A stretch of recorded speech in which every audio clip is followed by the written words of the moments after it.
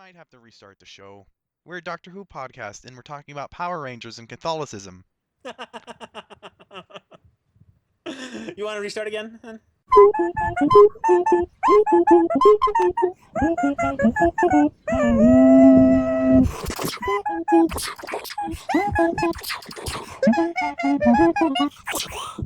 Time Cats, go!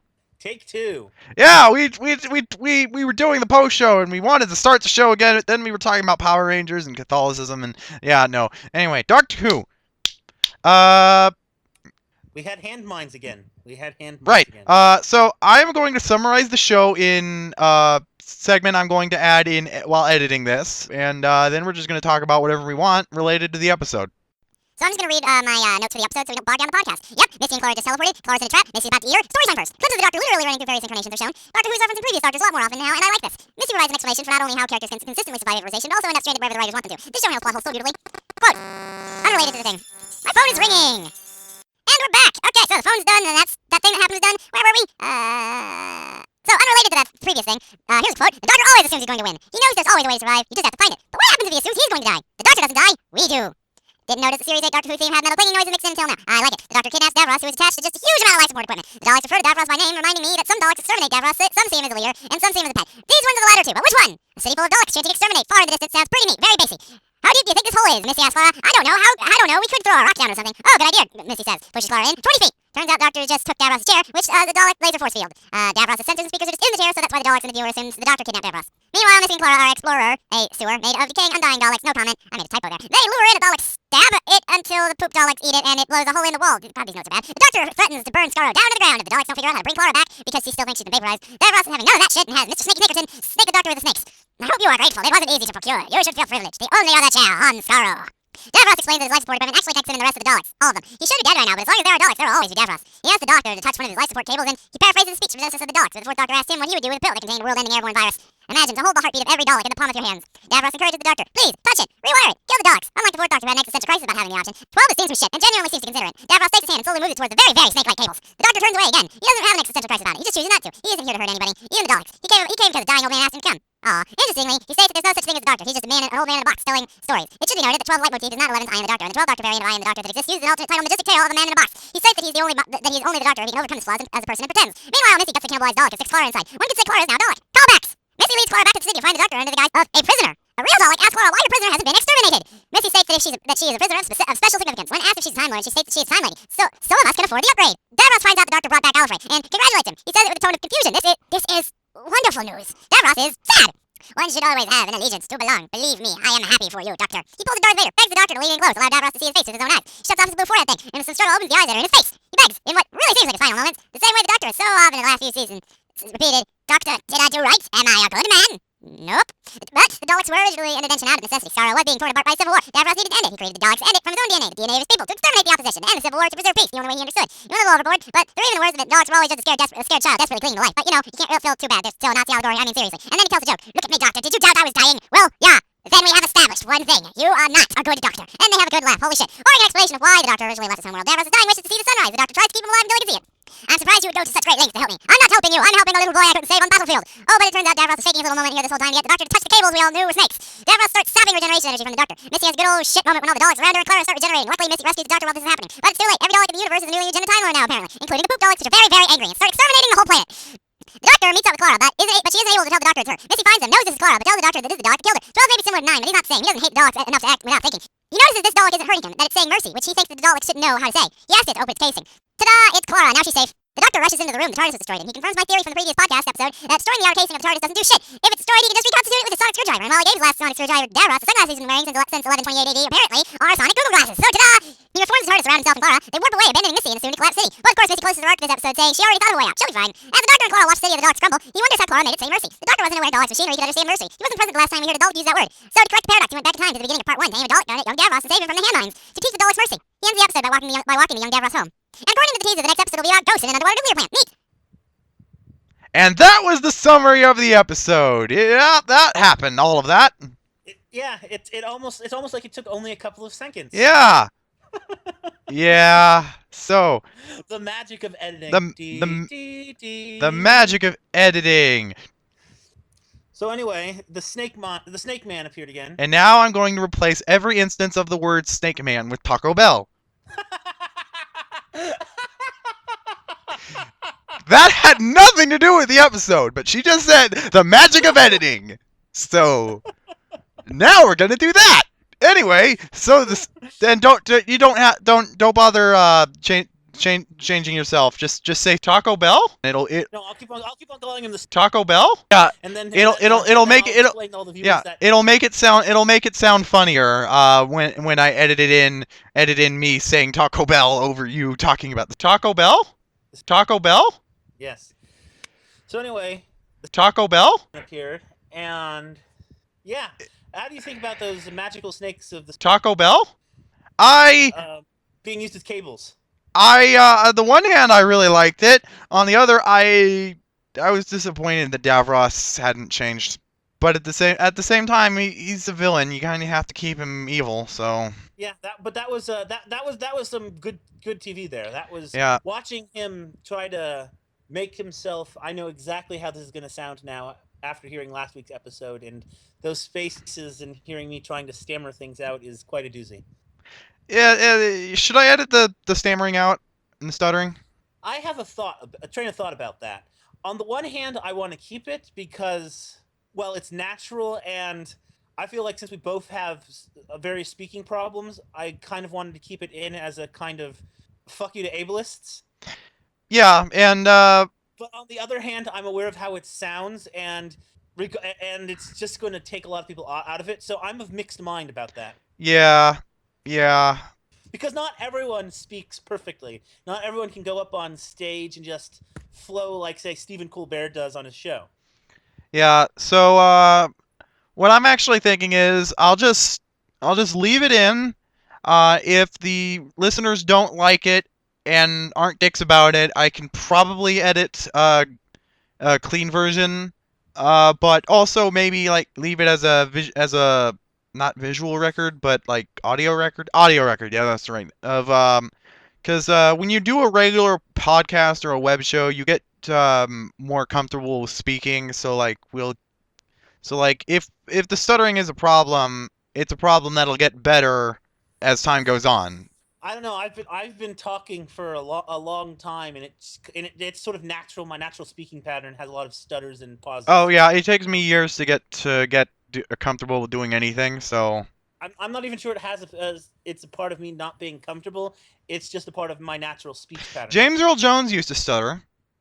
He actually spent a good chunk of his childhood not speaking at all. Because the stuttering.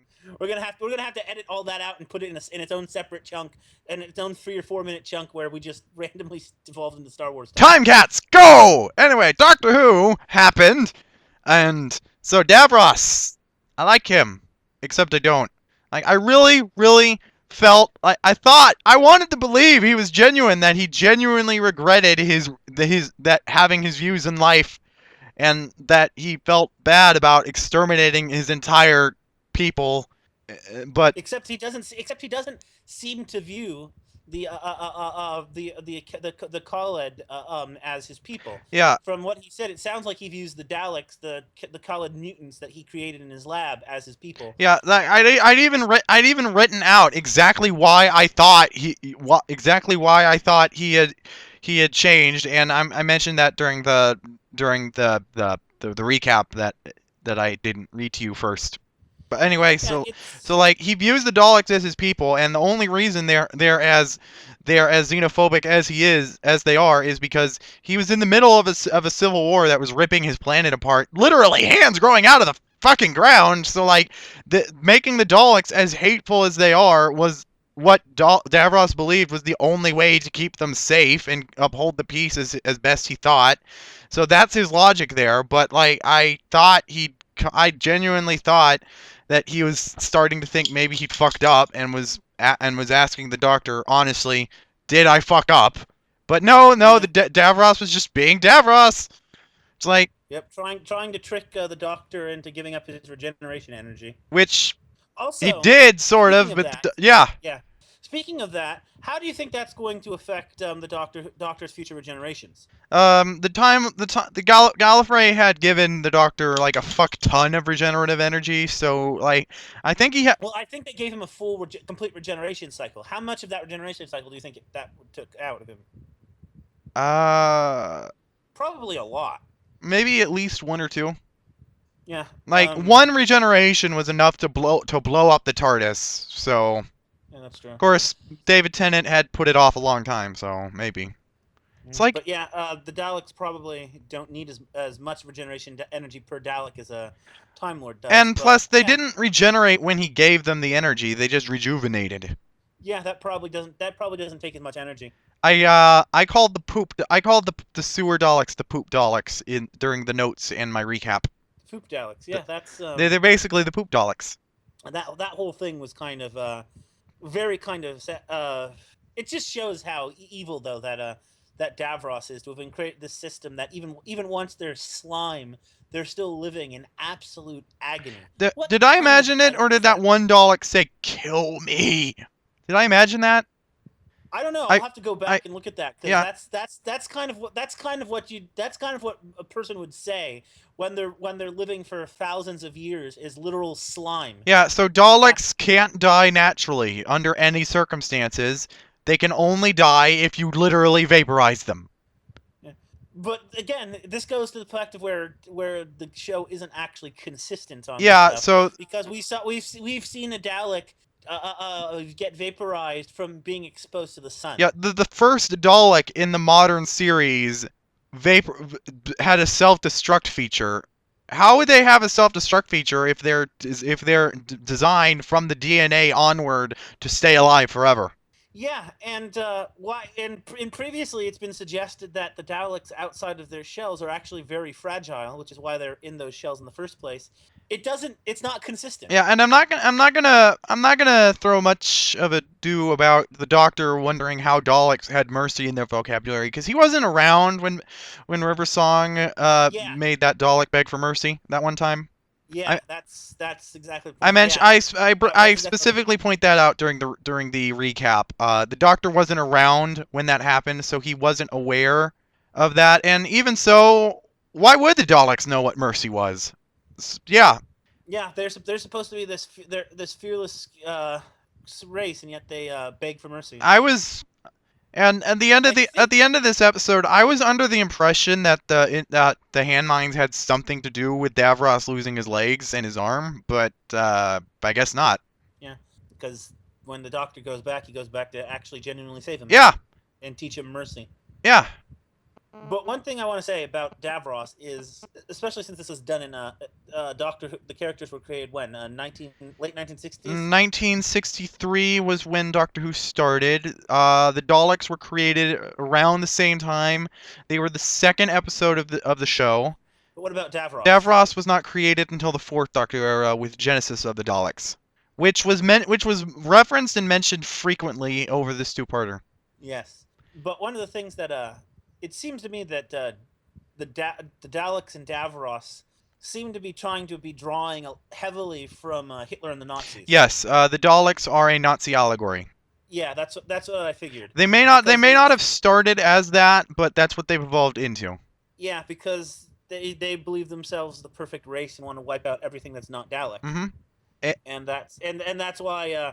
And that's why for the point of Davros begging there at the end, where it seemed that he was trying to make himself seem more human and sympathetic for, I was kind of unable to feel unsympathetic for him. Because I was feeling very awkward that I felt that entire sequence felt awkward. Yeah, because it would be like, imagine someone who created a race that was more genocidal than Hitler and his Nazis, and would you be able to feel sorry for this man? That's. I was basically only feeling sorry for him on the basis that he was genuinely wondering if he fucked up. I wasn't feeling bad for him. I was feeling bad that he's only just now considering maybe this was a bad idea, and then it turned out he was lying the whole time. I feel bad for his people. Is what I would feel bad for. I kind of don't. Oh, was the original Khalid's bad? That's the thing. That's the thing. I don't care. That war was enough to literally fuck the planet up. There were hands coming out of the ground. I'm fairly certain those weren't natural. Those were weapons. But like, still, what the fuck? How bad did this war get? No, these like. Well, even Davros, most wars usually have innocent civilians in there who didn't want any part of the war. So the backstory of the Daleks, the reason that they even were created, at least the start of why Davros created them was, the Daleks are actually mutated Khalids. They are actually clones of Davros that have undergone mutation. Davros claimed that this was the projection of that this was his future projections for what the Khalids would look like over growing up around the radiation of their destroyed civilization for centuries. So he basically just built a tank that they could live in while they were mutated. So that was really that was the original backstory of the Daleks, that they were basically radioactive mutants that lived inside tanks that a scientist had built for them, in case they needed them, which they did. Over time, the Daleks grew more and more into Daleks. Probably the Doctor's fault. Probably not. I don't know. It's timey-wimey. Wibbly wobbly, timey wimey. If it wasn't for the Doctor, the Daleks probably wouldn't have grown to be the menace that they were, but it's not the Doctor's fault. Still, Davros had played a hand in that regardless. Davros only created them, but it's the Doctor's interactions with Davros that made them worse. True. But see, the thing... Davros, after the interactions, Davros went ahead and made them worse? Yes. But see, the thing is, when the Doctor first encountered the Daleks, he wasn't trying to go to Skaro. The Doctor has never intentionally encountered the Daleks. Every time the Doctor faces the Daleks, it's accidental. He can't help but interfere with their evolution. It's not really his fault that he's the cause of the Daleks. It just sort of happened. And once more, even in this series, we've seen him be responsible for for at least in part, not entirely responsible, but play a part in the new Dalek paradigm. I want to say that one actually was his fault. I might need to rewatch the episode. Yeah, they did trick him. They tricked him. They tricked him. Right, I remember now. He spent that entire episode ranting about the Daleks because he knew these were Daleks, but nobody else seemed to understand. Like, this is an alien that you think is a robot, but it's still alien. Maybe you shouldn't trust it. It's here to kill you. Maybe you shouldn't trust it. Like, okay, I guess technically the Daleks' plan in that episode was to actually win the war for the humans until the Doctor did the shit that he did. But so like maybe the world actually would have been better if the Doctor had just been going along with it. But actually, they did create. There is a alternate universe story that they did. Right, I knew about that, but I forgot about it. Go on. There's an alternate universe story where the Doctor doesn't show up. And the Daleks do go on to win the war, World War II, and are eventually destroyed during the nuclear testing that Americans do in the 1950s. Yeah, so see, everything would have been better if the Doctor had nothing to do with the Daleks. Well, that's debatable on whether it would have been better. I mean, that would have changed history. That would have changed in a huge way. That would have. So let's go into theories about the whole thing about the whole killing Hitler paradigm that we discussed briefly last time. We did? If you went back in time and killed Hitler. Oh yeah, if you went back in time and killed Hitler, someone worse would have just showed up. Yeah, and this is kind of the same thing. I mean, the fact of the matter is, history, as the Doctor puts it, there any changes. You have no idea how those changes would. Like, for example, if you had these Dalek weapons. That were able to win Britain the war in such a decisive manner far earlier than it was ever intended. How would history have played out differently? Would have Britain gone on to rebuild its empire, go back to doing all the stuff that people don't like Britain for? Right. The reason why the Doctor struggles so hard to keep time consistent, even though he fucks up time on a regular basis, that's kind of the whole point of the show, is because, as he puts it, there are fixed points in time. The universe needs these things to happen the way that they do, or else it'll compensate and make something worse happen to fill in the gaps. Like, except of course, when the show, being inconsistent as it is, decides that, oh yeah, we don't have to follow these rules this time. The rules change. The rules change all the time. Every episode, yeah. The rules change based on what the writers want to do. Yeah, the rules change between episodes, really. From in the middle of episodes, like in the middle, like at the beginning, in the first part of this two-parter, Davros says that he doesn't regret making the Daleks, and then he pretends that he does, thinking the Doctor will have forgotten because I did. So, fuck, I guess. And then as we they didn't really show the Taco Bell a whole lot again. Well, yeah, that's because the focus on this episode was Davros, because Davros was in most of this episode. But it's I'd like to learn more about this Taco Bell. This Taco Bell and will be in more episodes. I guess he just works with Davros. I assume Davros created Taco Bell. Yeah, we don't know anything about this Taco Bell. Yeah, we really don't. Also, except that you, because all these times you're editing in Taco Bell, it's going to be hilarious. Yeah, you can use EBT at Taco Bell apparently. Ah, cool. Yeah, I don't know how they do that. I know that at places like 7-Eleven that serve fast food, they will just heat up the frozen food that they also sell, and that's how that they can get away with selling fast food with EBT. But I don't know what Taco Bell does. Like, this stuff is either not fast or not food. But if it's not food, then how can you? I don't know. Best not to think about it. Wibbly wobbly time. I haven't lived close enough to a Taco Bell to actually figure it out in a while, so I'll figure it out eventually. Anyway, timey-wimey, wibbly-wobbly ball of stuff. So we finally get to see the insides. We finally get an explanation for how Dalek tanks work. Yeah, that's true. Daleks are apparently designed to be unable, by any circumstance, to express any emotion but hate, or, confusingly enough, individuality, except for those ones that did. And this also a very. I want to go back now and see when Clara was a Dalek, because it kind of makes you wonder. All the things she was saying as a Dalek, was she saying that because the tank won't allow, the translator matrix in the tank won't allow those words, or what have you? And it also makes you think about, if the Daleks have this weakness of being able to love their father, that's a defect, to see Davros as their father and to love him. What other unplanned defects, as he calls them, do the Daleks have? Is it possible that we've had Daleks that have had actual compassion, but their tanks won't allow them to express it as anything as exterminate? Now that I'm thinking about it, and thinking of Asylum of the Daleks, what if in Asylum of the Daleks, those Daleks hadn't gone berserk? They just some of them were berserk, obviously, but because they attacked Rory and Amy. But like, what if some of them just had emotions and their tanks malfunctioned? Because a lot of them, their tanks were just malfunctioning.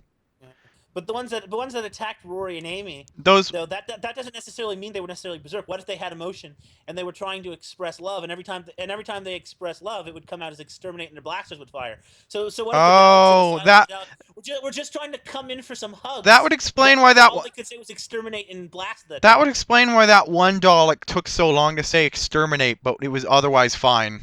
Oh God, that made that scene a whole lot creepier. Yeah, just imagine all of these Daleks in Asylum of the Daleks aren't actually filled with hate, but they just want hugs.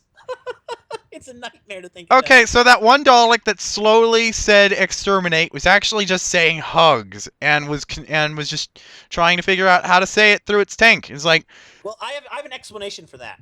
Now that I've seen last night's episode, because we now know that that when the Daleks speak, that's coming through a translation matrix into their machine. So regardless of the reason why I just kept on going is eggs. That wasn't the Daleks slowly awakening, but the machine, the translation matrix, was had been offline for so long, so it was slow to start up like a car. Oh, I like, and that's why it's so whatever that I was saying. It was just coming out slowly because the translation matrix was trying to restart and boot up like a car. I kind of like my theory because it's all like the Daleks saying hugs, and then it's just coming out as eggs, and the Daleks confused by that. Just like, I'm trying to say hugs, damn it! Exterminate! No, not exterminate! Hugs! Exterminate! Yeah. Exterminate! But like just imagine like all these Daleks. You can have an entire race of Daleks and they're entirely like Care Bears. They want to spread love and hugs, but they're all trapped in these tanks that only allow them to hate. So as they trying to come up to you say, love me. I think my what their translation matrix is saying is exterminate, and they're just firing blasters. But I think my favorite bit of how the Daleks tanks work is when Clara tried to say exterminate.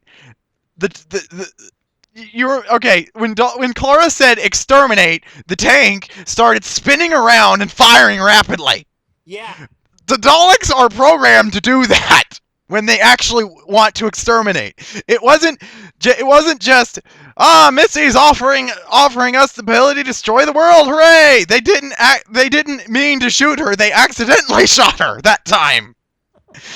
They all fuck. She was offering us what we wanted. Oops.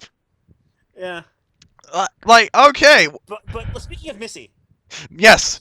We've talked about the Daleks too long. Gotta go on to Missy now. I love Missy. Yeah. Missy had some. Davros had a lot of creepy moments, but Missy had some too. Watching as at the beginning where her and Clara seem to become comfortable talking to each other, and Missy was planning skipping gleefully. Missy was planning to stab Clara to death and eat her with a stick. But it also shows how whimsy she is, because even if she decides that she's gonna let someone live, 5 minutes later, I'm gonna push you down a cliff now and see how deep that cliff is. How deep is that hole? I don't know. We could push a rock in it. Oh, good idea. Push. 20 feet. Yeah, Missy is very dangerous to be around if you're not the Doctor. It's fascinating that she can tell how deep a hole is by here exactly to the number how deep a hole is by dropping something down it, but she can't actually see it. Can do that too. But she can't actually see it. Well, I said Time Lord specifically, the species. Time Lords, yeah. The Time Lord specifically can do a whole lot. Like, I like to think that thing that the Ninth Doctor does in the second episode of his series, that's canon also, that all Time Lords can just mathematically determine the exact timing for things like that rotating fan thing. Yeah. That's just a thing that all Time Lords can do whenever they want. It just takes a lot of concentration, so that's why it doesn't come out a whole lot. Mm-hmm.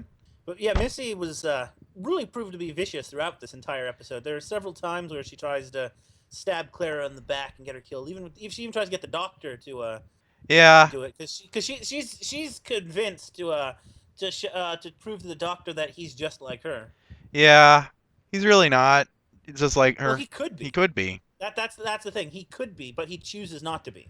This series of Doctor Who seems to be really intent on showing just how similar the Doctor is to his recurring villains. Yeah, it doesn't it? Because the Davros tried to get the exact same thing. It really does work the best with this version of the Doctor, because the previous two Doctors weren't similar at all to Davros. The Master had to had to regenerate specifically to become more similar to the Doctor in his latest incarnation. Like, they really, this kind of plot worked better with Eccleston than the previous two Doctors. Not to knock them. I like their portrayals, but like, again, Eccleston was my favorite, and I love Capaldi for being the way that he is. Like, he's the difference again is Eccleston and Capaldi were darker and angrier, and Tennant and Smith were more fantastic and whimsical. And neither of those is necessarily right or wrong, or bad or bad or good, but they're different portrayals. And we only got like one series of Eccleston, and then he refused to license his likeness for comic books or anything for a while. So like, we didn't get anything about him. So like, this was the only Doctor Who we had, except for the audio shows, which I keep forgetting exist. Oh, the Dr. Donna has been confirmed for Big Finish audio plays. Oh, really? Yes. That's pretty awesome. Yeah, David Tennant and Donna Noble are part of Big Finish now. So there's going to be audios of them? Yeah. That's great. Yeah, that is great. One thing I wanted to say was is David Tennant's Doctor was the 10th Doctor was the man who never would.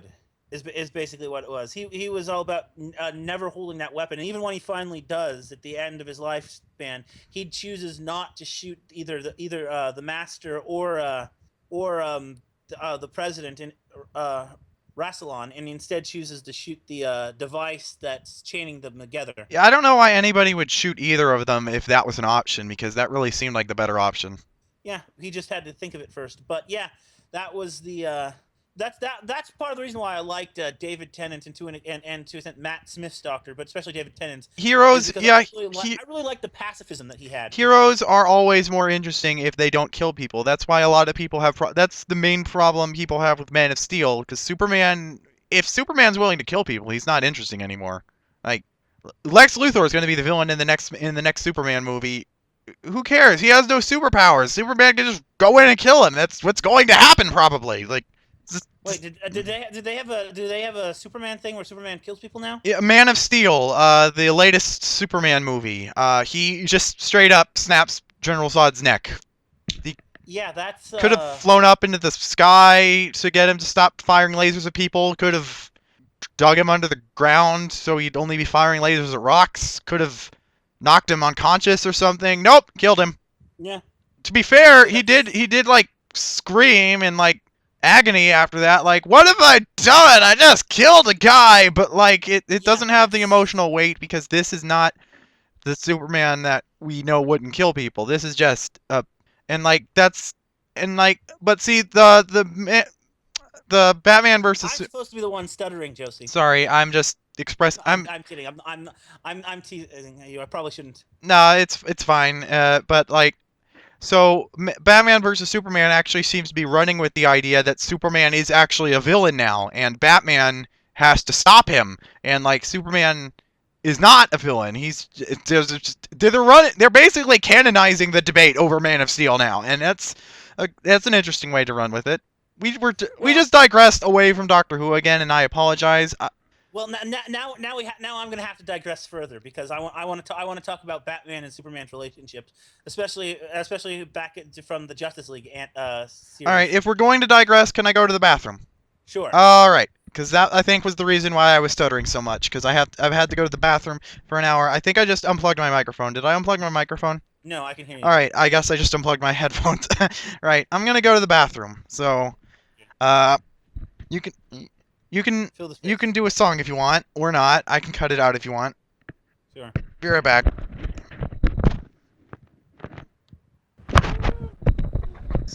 So, I try to drink at least 2 bottles of water for every meal that I eat. And, I had apparently been holding it in for so long that it was actually physically painful for me to walk to the bathroom. So... Yikes. Yeah, don't do that. Don't hold it in anymore. Yeah. Well, it had been 3 hours since I ate, and I drink at least 2 bottles of water for every meal. So, yeah, I probably shouldn't.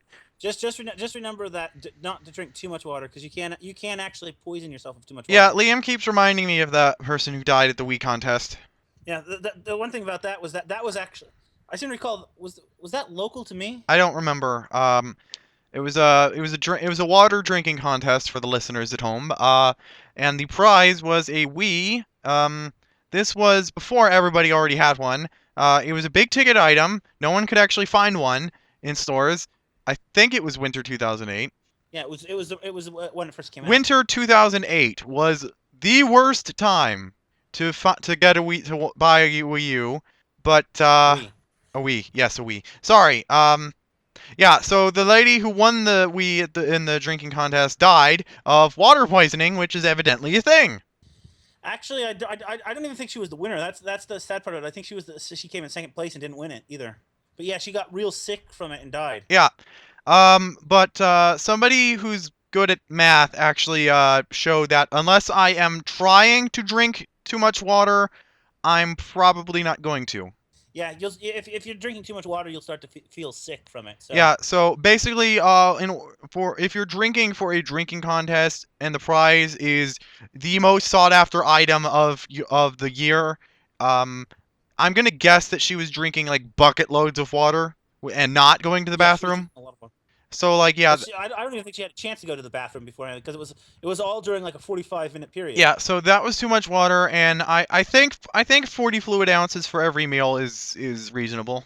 Yeah, probably. I'm going to try not to drink more than 48 bottles of water a day. I don't think I'm even going to get there at any point. 48? Okay, maybe 24. Reduce it down to 24. I have the exact opposite problem. I will sometimes go days without forgetting to drink water. Well, and that's painful in a very different way. But yeah. I used to not drink any water at all, which was a problem because I lived in the Mojave Desert. I only started drinking water regularly when I moved to Gallifrey, which I will also replace censor with Taco Bell because I don't really want people to know where I live. And instead of replacing that with Taco Bell, why not replace it with what's the plant that the Daleks are from? Skaro. Skaro. Replace it with Skaro. But see, I like Gallifrey. Maybe I could replace. Then Gallifrey. Yeah. That exact instance of you saying Gallifrey, where you sound really confused. Yeah, go ahead and do that. That would be awesome. Yes. Yes. and yeah. You know what? I'm gonna. You know what? That clip from before where I said Taco Bell, I'm not gonna use that to replace Snake Man. I'm gonna use Taco Bell. Or no, wait. Taco Bell. There we go. Yeah, that one. But you're probably gonna have to edit out the you're probably gonna have to edit out the bit where you left though. I'll edit out whatever doesn't work. Yeah, I have a feeling you're gonna want to edit that out. You're gonna understand why I'm saying you're gonna need to edit that out as soon as you hear it. Okay, now you tell me not to edit it out and not. No, I'm not telling you not to edit it out. I'm saying you're gonna. But what I'm saying, realize why it needs to be edited out as soon as you're telling me to edit it out. That's making me think that's going to be something I don't want to edit out. Is it like funny or offensive? Neither. It's.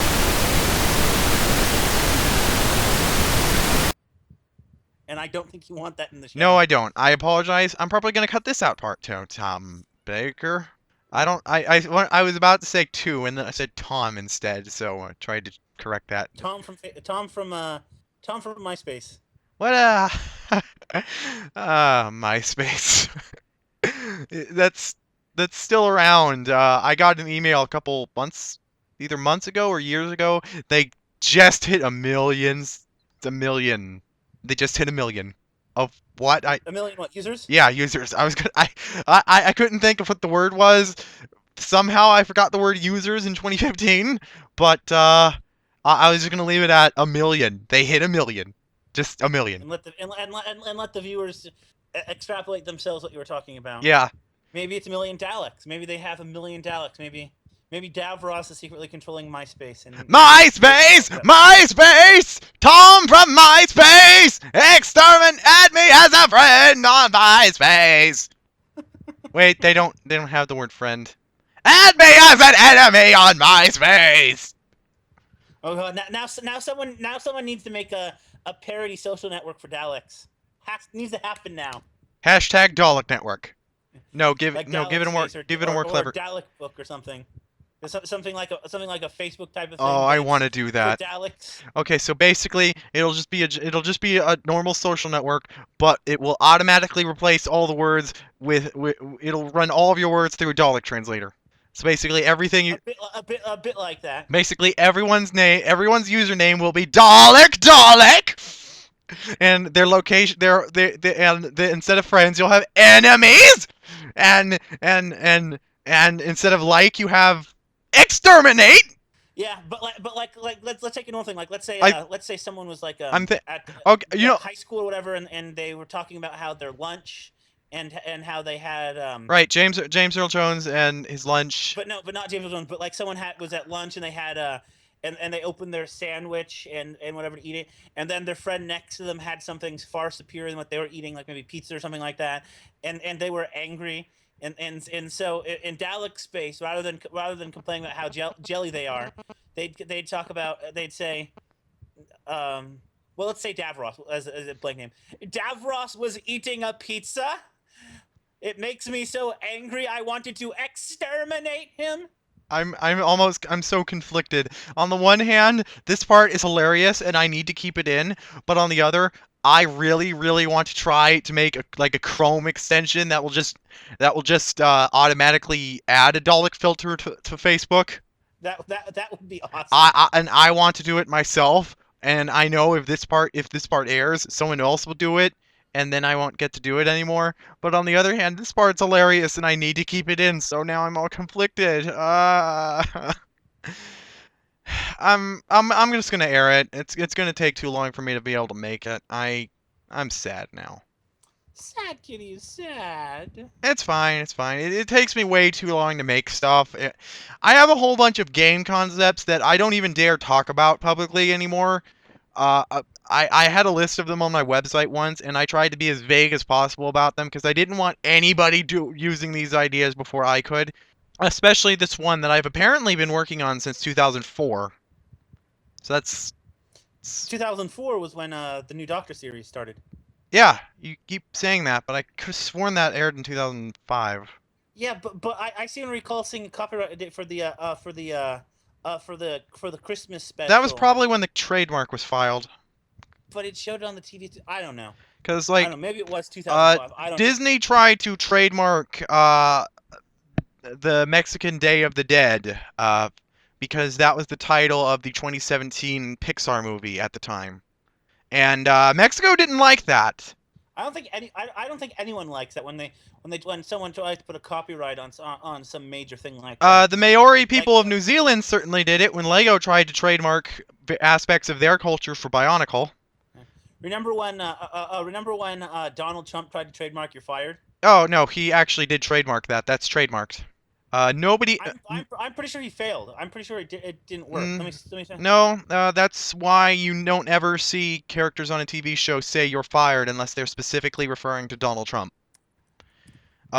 Whenever a character is fired, they are told that they are being made redundant, which is the typical way of saying that in Britain, but only in Britain. In America, we say "you're fired" or "you're being let go" or some other thing that I'm assuming we only do because of Donald Trump. I'm looking up. It actually was. It seems like it was actually rejected. Oh, good. Yeah, you should. He tried to get "You're fired" patented and trademarked in 2004, and it fired and it backfired because you can. And I think Paris Hilton tried to do the same thing with "That's Hot." Yeah, all celebrities, even the ones with very generic catchphrases, will try to trademark them for brand recognition purposes. And I can understand that, but see, when you do things like trying to trademark another culture's another, oh yeah, that's bad. That's horribly racist. That's horribly offensive. Like, yeah, that's horribly racist. Right, and it's really kind of. It's cultural appropriation, is what it is. It's also kind of sad because I actually read the blog of the creator of Bionicle, and he was actually trying to be respectful. And then Lego tried to trademark the culture he was trying to honor, and that was when it started getting fucked up. Because Alexei, it's actually a common name that I know how to pronounce, but I'm drawing a blank now for some reason. The point is, his name is Mr. Swinnerton. He is a very little known, but he was the creator of Bionicle, and he actually was basing it on the Maori culture, and he wanted to be respectful and get everything right, so he actually went and he researched them, and he was trying to do this right. And did he actually have some of them as part of his creative team? I'm not sure, and that might have been what pissed them off, because I don't think Lego actually understood that the words that were used in Bionicle were real words, but from a real language. So they tried to trademark some of the set names and some of the class titles, and none of it works. You shouldn't do that. The Maori people, they got pissed off. I don't know why I keep calling them that specifically. They're just the Maori people. I don't know why I'm doing that. Is it racist or just weird? I don't know. Probably a bit racist. I haven't actually talked about the Maori out loud before. It's really weird. I've done a Let's Play with Liam of Bionicle Heroes for, I think we've actually it's been running for years. It's taking us that long to finish it, and we haven't actually addressed the Maori people in person. Anyway, that's not the point. Point being, Disney tried to trademark Dia de los Muertos. I think I just butchered Spanish. The point is they tried to trademark it. A Mexican cartoonist, Mexican American. I don't even know if that's an appropriate term, but that's what's on his Wikipedia page. So I'm gonna try to honor it as best I can. That he made this Godzilla parody with Mickey Mouse. And captioned it, "It's coming to trademark your culture." It was pretty funny. Pixar actually did change the production title and the finished title of the movie to Coco. I assume that's the name of the main character or something. And the movie is still going to be about the Day of the Dead, but it's not called that anymore. So Disney does not need or want to trademark it anymore, which is good because that would have been bad. And they did hire that cartoonist as a consultant on the movie. He will be overseeing the movie and making sure it is not racist. So they have someone they actually have someone from the culture there. Yes, specifically. Let me give some advice for anyone watching this who does production work and stuff like that.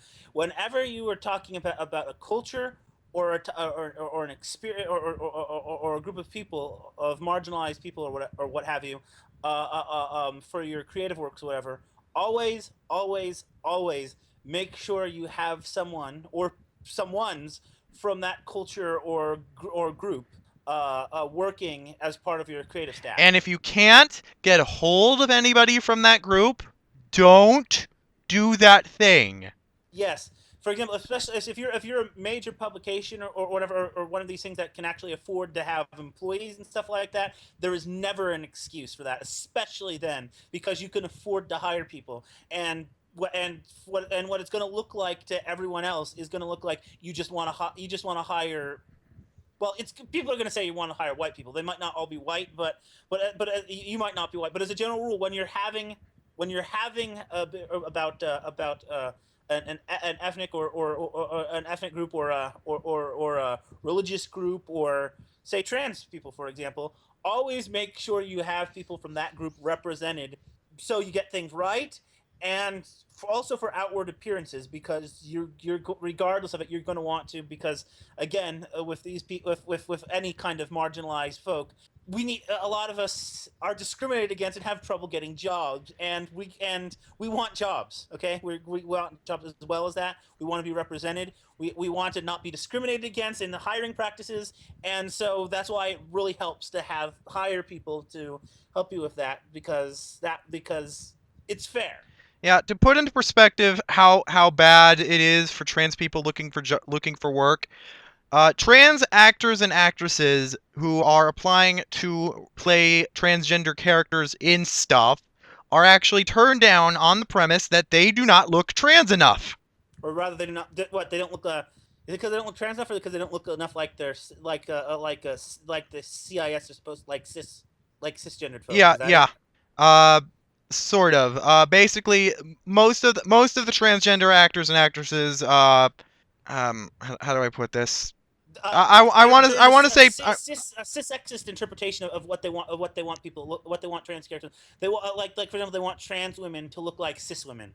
Well, no, actually, most transgender characters in fictions are designed to not appeal to the transgender thing. Okay, so basically.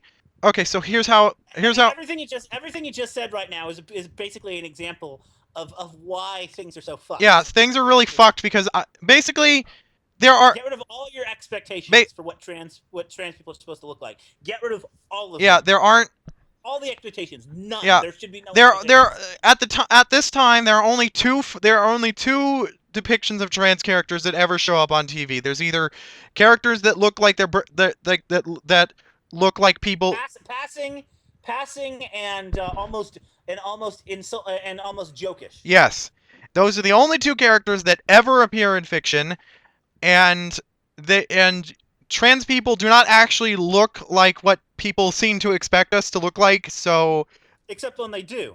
But that's the thing. There's so much of a wide array of what we're going to look like, what we want to look like, what we choose to look like. It's all based on. So there's this movie about a trans woman it's like a period piece or something. It's made a long time ago. Transgender surgeries and procedures weren't very good. So like their logic was, oh, we're casting a cis man to play this woman because trans women don't look enough like cis men, and like, okay, that looks good on paper, but it's actually wrong, completely wrong. You're fucking jackasses. This is stupid. That's yeah. Okay. For cis viewers, basically, again, get rid of your expectations about what. I mean, first off, there isn't just trans men and trans women. There's a whole big ass spectrum of gender, and even those that follow that land in one of the two binary positions aren't necessarily going to necessarily look. I mean, it's not just a matter of passing, or I mean, there's going to be all different people of how people are going to want to express themselves. For example, I have some trans men friends who sometimes like to wear dresses, and whenever they put on a dress, they get shit on because, oh well, you're supposed you're a trans man but you're wearing a dress. That is bullshit. That's also not really entirely my lane, so I'm not going to discuss anything further about that. But keep in mind, you're fucking trans men over there, and you need to stop. But also, getting back to trans women is again, you can't see it because I don't have video, but I have a beard. I don't particularly like to have a beard, but I often have a beard. Sometimes trans women will have beards. Sometimes CIS women will have beards. And you need to get rid of your expectations of what gender is supposed to look like. Both, not just for trans people. Trans people especially are going to play on, but for cis people as well. If again, I've talked on various other places. Yeah, cis women have facial hair, people. Some trans women are going to want breast implants. Yeah. And those aren't covered because we've got this mindset in our country that in America that cosmetic procedures are frivolous. And they're not. They're very much part of fall very least under mental health spectrum. And while you might think it's petty to want to look different from how you are, trust me, you've never been trans, and even cis people fall under this too. Don't judge them. Don't judge a cis woman who wants breast implants. Don't judge a trans woman or any other in the spectrum of gender spectrum that wants breasts and wants breast implants, and get those things insured or whatever and covered so that people don't have to pay out of their own pocket for them. Yeah. There. That's my rant on being on transness. It was a good rant. I wish I had the energy to rant like that. I had to have. That's the problem with me. I have boundless energy to rant, and I would take up the entire show ranting about things, and that's a problem. I say that I had a lot to do today before the podcast, but I really just had to write stuff down and remember stuff and do some stuff, and none of these are things that are particularly stressful for people that aren't me, but for me they are, and I needed to drink an energy drink just so I'd be able to do all of that, and obviously I'm winding down a bit. Yeah. So as we wind up the show here, I think we've pretty much covered everything about Doctor Who, right? Oh yeah, we stopped talking about Doctor Who ages ago. Yeah. I had a statement. I had a comment on trans stuff. You can't think of transgender genital surgeries and breast implants and things like that as cosmetic. I'm not talking to you. I'm talking to the listeners. They're not cosmetic. You need to think of it like this. Not all trans people want surgeries to change how they look or how their body is shaped, but you have to think of it as it's not they want to change what they look like. They see their bodies as broken. We see our bodies as broken. We need to fix things that don't work right. To give a specific example, and probably the one thing that cis people focus on the most about this is trans women who seek genital surgery will see their genitals as a prolapsed vagina that needs to be fixed. If a cis woman has a prolapsed vagina, do you call repairing that a cosmetic surgery or do you call it a actual surgery? If you call it a cosmetic surgery, you're a jackass. Yeah. So that's what I'm saying. Like all forms of cosmetic surgery are really fall under mental health thing for mental well-being. yes. More than just. I mean, we give. I mean, even cis, especially cis women. Anybody who undergoes what is traditionally considered a frivolous cosmetic surgery. I mispronounced cosmetic there. That wasn't intentional. The voice was. Anybody who undergoes a supposedly frivolous cosmetic surgery is doing so not because they want to look like this, but because they are not comfortable with the way their body looks or is shaped, and will harm themselves in an attempt to end their suffering if you do not fix what is wrong with them. And you don't it's never frivolous. Cosmetic surgery is never frivolous. Even as much as people love the joke for years about all the work that Joan Rivers, a cis woman, had. The fact of the matter is, people have a right to feel comfortable in their own bodies, whether they're trans, whether they're cis, what have you. People have a right to feel comfortable in their own bodies, and as procedures come that can put us close to doing that, they're very important, and to just make light of it is very damaging. It's damaging to the cis people who want to undergo it, but it's even more damaging to the trans people who have to put up with the CIS sexist notion that it's frivolous.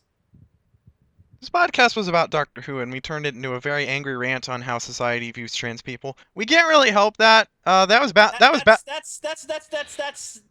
There's always going to be an undercurrent. Yeah, of that. It was bound to get this way eventually. I'm glad we got it out of the way in in like the first 2 episodes. There's always. Oh yeah, there's always this is gonna happen all the time until society stops fucking with us. This can be put under this is the kind of thing that should have that should be put as an extra extension to have an extra episode for about. When I edit this episode down, truncate the science and all that, if it runs too long, then I'll edit it into a post show like I did last time. Yeah. But also, I wanted to because as you're talking about how you're having to wind down and stuff like that, and all that stuff. Another thing that I wanted to bring up that falls under the whole SJW thing, that as what Gamergaters and the like would call this is. I don't know if you listen to my friends. Sorry, I'm interrupting you. I need to stop doing that. Go on. No, go ahead and finish what you're saying. Right. I'm friends with a producer from Channel Awesome named Leon Thomas. He does a podcast with Austin Yorsky and Johnny Maloney, Wordfunk, and they did an episode about the term SJW, where Leon broke down what SJW actually means and why it doesn't work as an insult. Because social justice warrior sounds like the team Batman starts when he doesn't feel the Justice League is hardcore enough. I think that's the exact quote. I might be paraphrasing a little, but that is the exact quote from his podcast Wordfunk. Yeah, well, SJW is a snarl word. Is what it is. It's meant to provoke emotions from a certain type of people, and by certain type of people, I mean assholes. I like calling myself that. It does sound cool. But I really don't see how it's supposed to be insulting. It does sound like a more badass version of the Justice League. Yeah, it really does. The Justice Warriors. The social justice warriors. Dun dun dun. Dun dun dun dun dun dun dun. Why are we the Transformers now? I just love the fact that I could just do dun dun dun, and you realize that I was doing Transformers. I love it. It was a very memorable riff. They probably spent so much money getting that composition made. So anyway, when I said I was winding down, I just meant that I wasn't as energetic as I was when we started. And that's exactly what I want to discuss here, is the fact that both you and me suffer from very complicated we're neuroatypical disorders. I'm gonna say disorders. Yeah. We have, other people probably won't call them disorders. Other people probably look at their neurotypical status as a part of their individuality that they appreciate. I do not appreciate what is wrong with me. I consider my conditions a problem, because I am very severely limited in what I'm able to do. I can only do this podcast because speaking doesn't really take that much effort. I need to drink an energy drink just to be able to think clearly. Yeah, I understand what Josie's going through, Not perfectly. I mean, obviously we have different. Again, our experiences aren't parallel. But I do suffer. Again, I suffer from some of the same problems, and the fact that I have trouble doing things. I have trouble doing speaking and typing some things on the internet.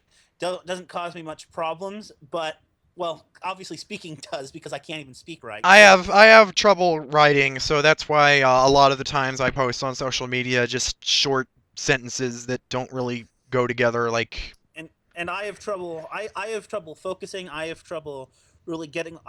To explain my experience. My experience is I've experienced before. Being like me is basically a car stuck in neutral. If you have a car in neutral, if you press the or maybe a car pressed in park, I should say. You got a car. I'm like a car stuck in park. You can hit the pedal as much as you want. The car's in park. It's not going to go. And that's basically what I'm saying. No matter how much I want to go and do something, I want to get excited about something, I'm like a car stuck in park. No matter how much I hit the pedal, I'm not going anywhere. I actually today thought of a way to exemplify how my life is like. I'm not going to discuss it here, and I'm probably just going to keep it a secret from Rose also. But I thought of something to do to demonstrate what being me is like. That will hopefully show up sometime in the next week or two. I'm not going to make any promises. But until then, the only example I can provide is just, I don't know, go watch an episode of Liam's show, Beaverhausen Productions. I am very rarely thinking clearly when we do that show. Most of the time, I don't actually feel like we're doing the show, even speaking, but I do it anyway because we record so rarely that I just need to jump at the opportunity. Yeah, but basically the reason why I'm talking about this now is because there is a lot of ableism. And if you don't know what ableism is, for viewers, ableism is basically one of the isms. It's basically when you expect someone to be at the pinnacle of functionality, both physically and mentally, and they can't. There are various levels of neuroatypical, and we're not going to be able to hit the note of what's expected, and we get discriminated against for it. One of the very easiest ways to explain how that happens is actually by talking about the police and government. One of the very easy ways to talk about it is like how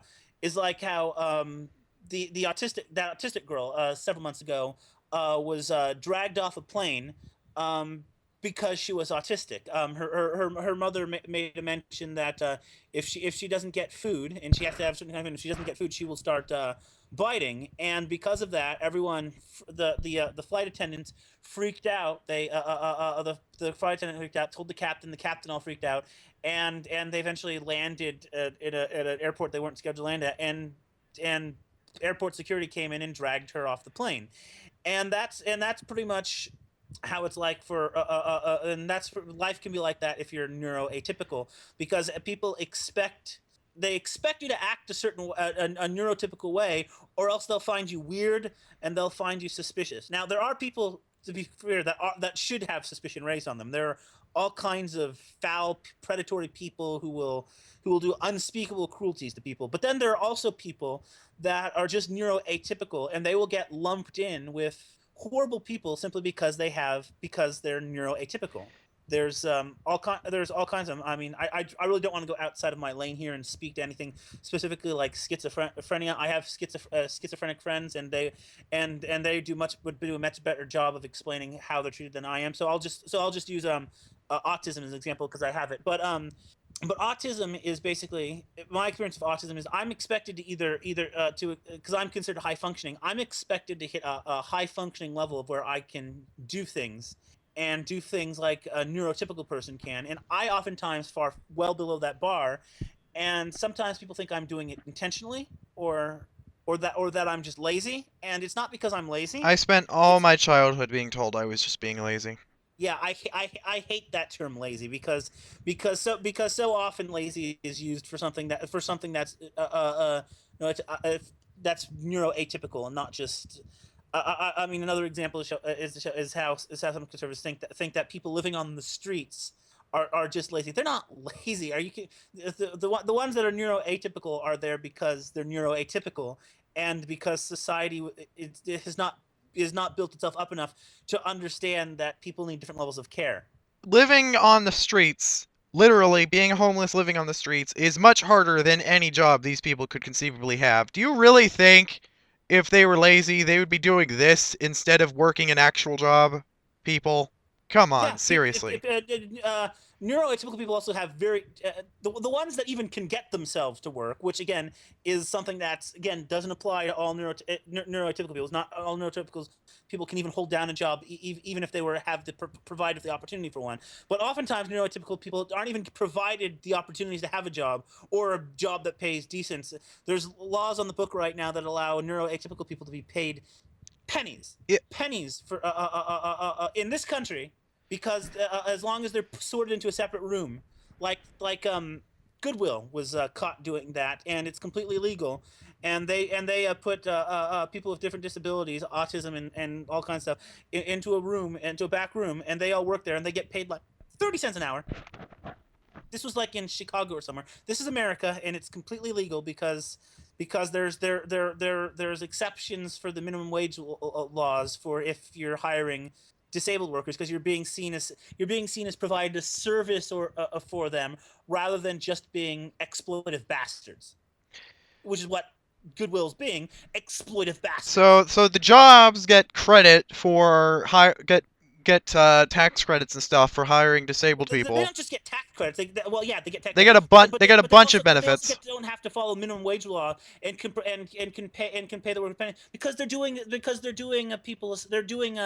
the neuroatypical people a service by providing them work that pays absolutely nothing. So we're basically patting the neurotypical people on the head for treating us like bastards on the back, for being kind enough to allow neuroatypical people a place to work for 30 cents an hour. I was gonna summarize it more succinctly, but okay, yeah, that's basically what I was gonna say. We're basically patting them on the head for treating us like people when they're actually treating us like garbage. Yeah, they're exploiting us, and that's when we can even that level of exploitation, unfortunately, is also allowed because again, a lot of people don't want to hire neuroatypical people. I have a friend who's also trans, but was fired from their job recently because they're neuroatypical, and their job didn't, and they said that they didn't feel comfortable with them working around children because they were neuroatypical, and that's the thing. And again, that's what I was talking about, where there are predators. Don't get me wrong, there are predators out there that will prey on children, that'll prey on all kinds of people. But then there are also neuroatypical people who are just trying to go about their lives, and because. And again, I understand that that's another problem that they have. I mean, I understand you don't want people to harm people, but not everyone who's neuroatypical is going to harm people, and that's the whole thing where you see it whenever a white person shoots someone, they say, oh well, we should have saw it coming, we shouldn't have neurotypical. Not every neuroatypical thing is going to be like that. Neuroatypical people are just trying to live their lives the best they can. About that, it got a lot worse when recently I've started seeing people complaining about the kid who was expelled from school for building a clock. People were ranting about how, oh no, the people care more when this guy does it, but when a white kid gets expelled from school, that no one cares. That's okay. The problem with those kids being expelled wasn't because they were expelled because they were white. They were expelled because they were neuroatypical. There is no racism against white people. That's not why. White neurotypical children expelled from school for no reason are not expelled because they're white. They are expelled from their schools because they're neurotypical. Complain about that. Complain about what's actually going on that's wrong here. Yeah, the racism. There are people. There are white people who will do the there was an article about. I'm not sure if I should talk about that article. What I was basically saying is people will ignore the actual things. They'll ignore the intersection. They'll ignore the actual. They don't look at things in an intersectional perspective. Yes. Basically, if a white neuroatypical person is expelled from school, they will only focus on the details that they care about, because they're white. I was I've been I've been harassed by the police before, but again, and never in a way that's like. But when I'm harassed by police, it's not because I'm white. It's because I'm neuroatypical. But I don't want to compare. As a matter of fact, edit this out. I should not be comparing in any way to. Edit that part out completely. Okay. I don't want to I'll replace it with Taco Bell. Yeah, just make it so I'm saying Taco Bell. I'm not gonna replace every word with Taco Bell. That would take too much effort. I want to, but just another example of how I am. Like, I can edit very well, just I can't edit every word as Taco Bell, just every instance of the word snake. How about edit out the thing and put a jingle in? No, I like Taco Bell. Ah, okay. God, I'm hungry now. I'm gonna eat dinner when this podcast is over. I dropped a tissue box on the tiny dog's head. She's on my lap right now, and the. You have a tiny dog on your lap? Yeah, she's a Chihuahua Dachshund mix. Her owners, her people, not her owners. We don't own animals. We just have them. And I've lived with cats all my life, and I'm pretty certain the cats own you. Yeah. When you live with a cat. Well, see, these are dogs, so the people aren't owners. They're just people. Anyway, so the roommates call her a Chiweenie. Apparently, that's what it's called. The breed. That's adorable. It's a very ridiculous, adorable sounding thing, and she will growl whenever anything happens. Like there are people outside, or there's people driving by, or there's a cat in the window, and she'll growl at it and bark and try to protect me. And is like, Tink, stop! You're so. Okay, she looked at me when I said her name. Like, are you talking to me? Are you talking about me? Are you talking about me? I have that problem with my cat because my cat is called Missy. Oh dear, I can see why that would be. Yeah, you see, whenever I talk about Missy from Doctor Who, my cat thinks I'm talking about her. My previous roommates had a dog named Max, and it just so happened that there was a movie about a dog named Max. And the first time they told me that it wasn't the first time that commercial had come on for them, but it was the first time I'd seen it, and I noticed their dog just like jumping up, like about to jump into the TV, thinking the TV was calling her, and it was funny. I don't know if they want me to air this or not, so I'll probably cut out this entire conversation about dogs. Okay, that's fine. Well, anyway, do you want to cut the show off now? We've been doing it for 2:13. You want to cut the call off in a minute here? What? Do you want to wrap things up now, or do you want to keep on going? Yeah, wrap things up probably. I was supposed to let the dogs out like an hour and a half ago. No, just half an hour ago. Yeah. I was supposed to let the dogs out half an hour ago, but the podcast was running on, and I didn't want to take too long of your time to interrupt with faces.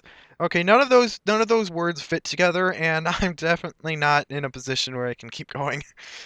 Yeah, I'm not. My mind's just flowing in All right. and out of bad places. So I've just happened to done the previous 2 episodes of this show on days when I've had energy drinks. I'm going to try to time my energy drink consumption so that I may always drink them on days when I do this podcast, but I'm sure occasionally I'm not going to, and those days are going to be very weird for you and for the listeners. Because it's basically going to be me talking the way I do on Beaverhausen Productions about this confusing ass show on a podcast for an hour. That'll be fun.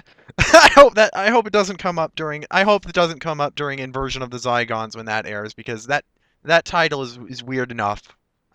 Did you know there was an upcoming episode called Inversion of the Zygons?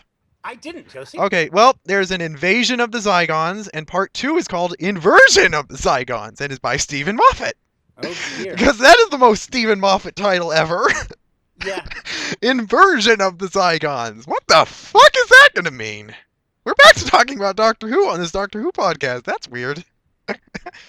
Yeah. Why ever would we talk about Doctor Who on a Doctor Who podcast? Time cats! Away! Fly away! Yeah. All right. So I think I'm done. I'll let you go now. Okay. The tissues have landed. I'm gonna stop recording now.